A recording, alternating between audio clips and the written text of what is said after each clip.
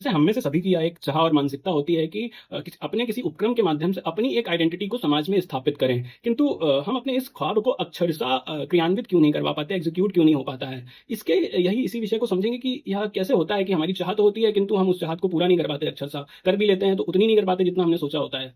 तो होता ये है कि जो हमारा मूल नैसर्गिक विचार है, उसको, जो हमारी इच्छा है, उसको सृष्टि में एक आयाम या एक उपक्रम के रूप में स्थापित होना है हमारी आइडेंटिटी के लिए। किंतु ऐसा इसलिए नहीं होता क्योंकि जो आपकी सर्वाधिक ऊर्जा है, उस ऊर्जा का उपयोग आप कहीं न कहीं जो अन्य प्रभावशाली क्रिएटर्स, इन्फ्लुएंसर्स और शायर इत्यादि जो ये लोग होते हैं, उनके विचारों को आप अपने मन के ऊपर अत्यधिक प्रभाव पड़ने देते हैं। मतलब कि बाहरी विचारों का आप अपने मन के ऊपर अत्यधिक प्रभाव पड़ने देते हैं, इसलिए आपका जो मूल विचार है वो मर जाता है और आपकी इच्छा एज़ इट इज़ एग्ज़ीक्यूट नहीं हो पाती है। तो बहुत सारे लोग बहुत कुछ बनना चाहते हैं किंतु नहीं बन पाते, तो उसके पीछे यही एक कारण है कि वो अपने मूल विचार से अत्यधिक बाहरी विचारों को अपने मन के ऊपर, अपनी पर्सनैलिटी के ऊपर उसका प्रभाव पड़ने देते हैं।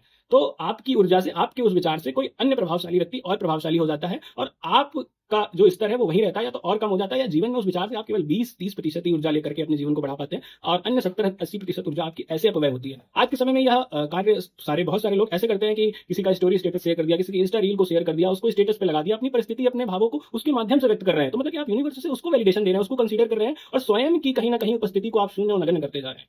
कहने का आशय यह है कि आप अपने उस मूल विचार और चाहत को कहीं न कहीं मार दे रहे हैं, उस अपनी इच्छा को दफ़न कर दे रहे हैं, यदि आप अपने उस नैसर्गिक विचार से अत्यधिक किसी अन्य के विचार को अपने ऊपर प्रभावी होने दे रहे हैं।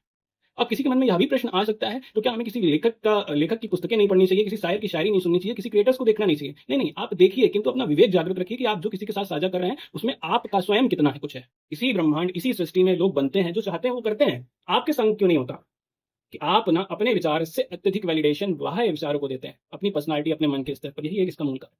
तो ध्यान दीजिए क्या खो रहे हैं आप अपनी ऊर्जा के रूप में और क्या पा सकते हैं उस ऊर्जा के माध्यम से।